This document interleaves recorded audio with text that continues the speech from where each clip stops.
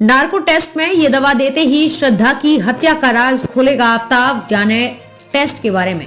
दिल्ली के श्रद्धा हत्याकांड में अगले 2 दिन में आरोपी आफ्ताब का नार्को टेस्ट हो सकता है।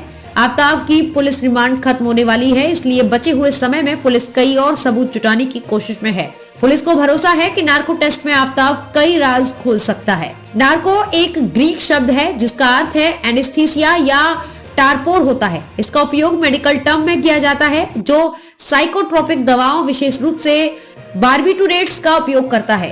इसे ट्रुथ सीरम भी कहा जाता है। इसमें एक तरह की दवा दी जाती है जिसमें उसकी चैतन्यता कम होती जाती है। इसी दौरान उससे सवाल पूछा जाता है जिसका बिना संकोच किए वो जवाब देता है। क्योंकि इस दौरान वो कुछ और सोचने समझने की हालत में नहीं होता, इसलिए जो सच रहता है वही बोलता है। हमने इसे समझने के लिए एनेस्थीसिया विशेषज्ञ डॉक्टर अभिषेक चंद्रा से बात की।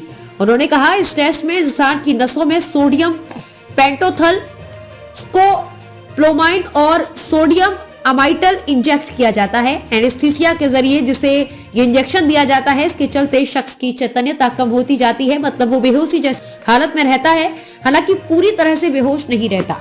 इस दौरान उसमें अलग से कुछ सोचने और समझने की क्षमता नहीं रहती है। ऐसे में जो भी सवाल पूछे जाते हैं आमतौर पर वो सब कुछ सही बताता है। डॉक्टर चंद्रा के अनुसार नार्को टेस्ट के दौरान मॉलिक्यूलर लेवल पर व्यक्ति के नर्वस सिस्टम में दखल देकर उसकी हिचक कम की जाती है। नींद जैसी अवस्था में उससे वो सब कुछ कहलवाया जाता है जिसकी जानकारी उसके पास होती है। इंजेक्शन का डोज इंसान, लिंग, आयु, स्वास्थ्य और शारीरिक स्थिति के अनुसार तय किया जाता है।